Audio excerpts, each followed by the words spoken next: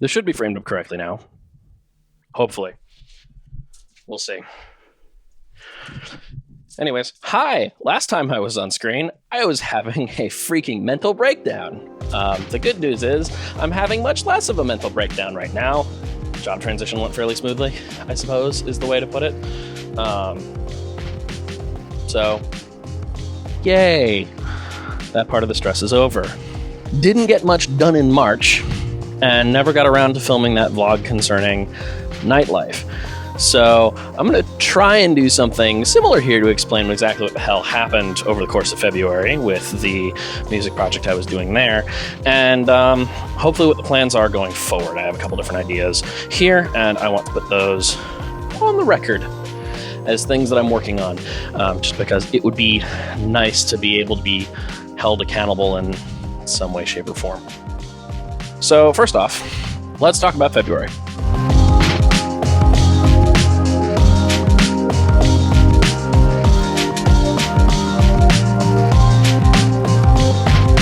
Over the course of January, as I was wrapping up January, which went very well in my opinion, I was introduced to the concept of Record Production Month by Ben Burns.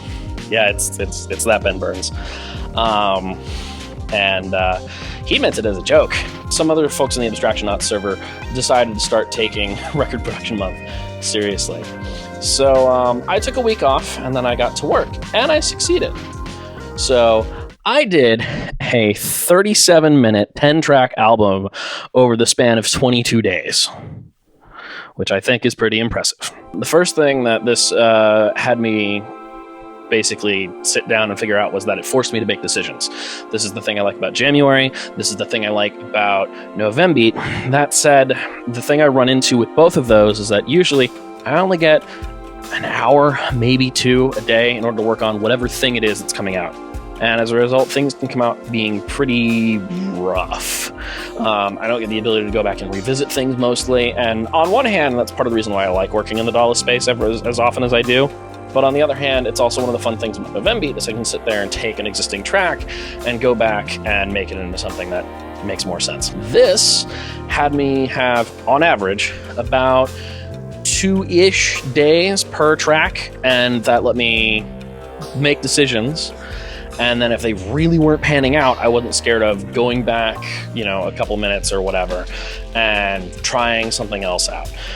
It was kind of the best of both worlds. It's one of those things where, honestly, in the future, if I'm working on a track, and by in the future I mean right now, I have 2 tracks that I'm committed to trying to make work on a given time frame. I can make decisions and commit to them, but I also don't want to spend too much time on them. I am currently, as of right now, today it is April 21st? Question mark? My sense of time is all sorts of screwed right now. So, yeah, I have committed to doing a remix for Ben's usual yearly remix thing, because it's fun. It's another one of those community events that goes on that's always kind of fun to see how people do things and how things play out, and it's a fun time. I'm probably not going to spend more than a week on that. If I spend more than a week on that, I am probably going to, overthink it. I work best when I have tight, extant challenges to work with, and RPM taught me that. I came out with what I think was my best track so far. There are a couple contenders in this album, actually. It's quite nice. Walk Without Rhythm is one, because that was it was very fun to mess with, and I happen to quite like it. I really liked Hyper City Vibes. Hyper City Vibes is quite nice. That came together at night. I opened it up the next evening to work on it again, and I was just I don't think I have anything else to add other than a couple minor production tweaks, and that was about it. I spent 15 minutes cleaning that thing up before it was ready and mixed, and then I was cool, let's set this aside for the mastering process later. Night Runner, I think, is my new magnum opus. I used to have a track from the first album-length project I ever did called Cyber Soul. And that track used to be, I forget precisely what it used to be called, and then I renamed it at one point on Bandcamp, and now it's Ascendancy. And that used to be considered the best thing I think I've ever made hands down. There are a couple things that have come up since that have come damn close, but also I don't consider a lot of those finished yet. GN Drive and Bonebreaker being two big ones, I think. And Friends would be nice, but I have to go back and I think do a lot on that particular track in order to make it work. Night Runner is not even a question, I think, the best thing I've ever made. It's fun. I don't think it has very much fat to trim off of it if I ever go back to it and revisit it in any way, shape, or form, which I don't think I'm going to do. It's out there. I'm probably not going to mess with it that much unless I decide to remix it entirely. And it's fun. It was fun to make. It's fun to listen to.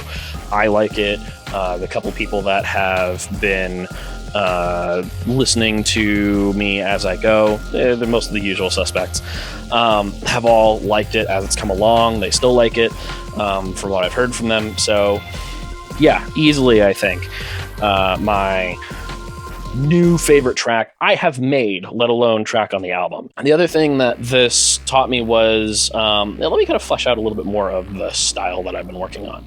So there's been, I don't know, a lot of back and forth on like, am I working in the synthwave space? Am I working in the dubstep space? What am I working on? And this one was interesting because it very much cemented that I liked working in very kind of cinematic spaces, music-wise, but also that I do really, really like messing with electronic production methods. I really like neuro sound design. I do greatly enjoy messing around with like weird wonky theory things every once in a while. While I find it hard to compose in something like 3/4 or 5/8 or what have you, yeah, Walk Without Rhythm was a fun exercise in poking around with polyrhythms because the drums are in 5, as are the bass technically because they're synced up with the drums, but I've got everything else in 4, and that's something where I still really like that. I've done that before, but this was one of the things where it was intentional from the get-go, and the results were really, really fun. Yeah, last thing was just, it forced me to trim the fat off a lot of things. In some of the live performance stuff I've done, including the stuff I posted earlier this month, I've had instances where I'll sit there in a holding pattern a little bit longer than I want to on whatever thing it is before I find what shift I want to make. And one of the nice things about working in the DAW space is I can cut things that don't need to be there anymore, which in this case I was able to do. It was very much about trimming off a lot of the fat and letting things move as needed. And the results are a lot of fairly strong tracks, in my opinion. I think these are some of the best things I've done in terms of being able to move from one idea, let that idea sit there and have its space, and then move to something else. And the result is an album I'm quite proud of. You can pick it up on Bandcamp. I'll have a link down below. It was just an overall fun experience. The RPM people were very nice when we did the varying listening parties. A couple folks ended up picking it up at a couple different points and said some very nice things about it. I'll also link, I'm planning on putting together one of those big long album videos where it's like the album in order as like one big thing. I'll have that link down below as well. Also, shout outs to my friend Vanna, aka Secret Saturn Art. She did the cover for this, which was really funny. I showed up and I was like, hey, can you do the order for this? It's a bit of a rush job compared to some of the previous commissions I've commissioned from you. I just want to do album art for a thing. Here are the constraints. Here's this, here's that, here's the other thing. And she was like, okay, how much do you need it by? I'll get to work immediately. And I was like, that's great. Here's, the agreed upon thing. I just need something to work off of. Here's the kind of music. I don't have an immediate idea. I just need album art of some kind. And I need it by the end of this month. And she was like, oh, I thought you needed something in 24 hours, not 2 weeks. But yeah, she was very patient working with me over that. You should go check her out. I believe she's still taking commissions, but even then, she just makes cool art. Shout out to Ben for telling me that the challenge exists, and to the usual suspects for helping me out through that time with some words of encouragement. A lot of early support for being able to just roll right from January into RPM was a large reason as to why that challenge worked. So, yeah. Now let's talk about the month afterwards. there was a vlog that I posted at one point because I was trying to make a vlog like this about putting nightlife together, and the vlog wasn't coming along all that well, and editing it was just so painful. It was so just, it felt like it was rambling too much and going on too many different tangents, and it was just bad. And in the midst of this, we found out that, hey, store's closing this month, more or less. It was basically, hey, the store is starting to close right now. Because I used to work at one of the Sam Ashes that was closing. And yeah, then we found out that unlike every other store, which is closing at the end of this month or at the end of May, depending on which location you're in, the landlord basically decided that we were to be out by mid-April. So as I speak right now, that building is sitting cold and empty. Signage is all mostly gone. Everyone that used to work there has either been moved to different places or has gone off their own way. That whole process sucked. But what really sucked in the beginning, when none of us had any clue what was going on and we were getting new news about when things were happening, day-to-day facts on the ground were changing consistently. That was just extremely anxiety-inducing. And at the time, I didn't know if I had a job when I got out of there or not. Needless to say, that resulted in a very angst-ridden, mental breakdown-y kind of vlog. But things have settled a little bit, and I'm in a much better space now because I now have a boring office job, somehow. There we go. That's something. So yeah, the earlier part of things where I went, hey, job transition went fairly well. Yeah, that's already a lie. We got a warn notice company-wide that layoffs are likely inbound come the end of July. So I bought myself all of 3 months worth of time because I've been at the new job for a week and a half now. So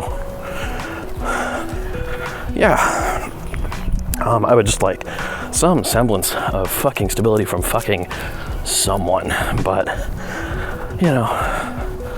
whatever. What you get is what you get, and it's better than just being straight up unemployed, which is kind of what I was anticipating when things were going south at the previous gig. But this still sucks. I still don't like it. It's still no good.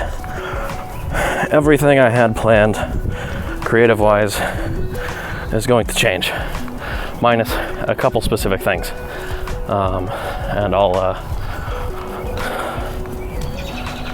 be figuring those out as I go. So, the long and short of it is, the remix for Ben's still going to happen, and the remix with Possums of Twilight remix collaboration with Possums of Twilight is going to happen. But yeah, I'm going to want to find something a bit more structured to get me through this, just because I need something to keep me sane. And that's gonna be the music side of things right now. So we shall see how that plays out. I'll be in touch once I have more ideas.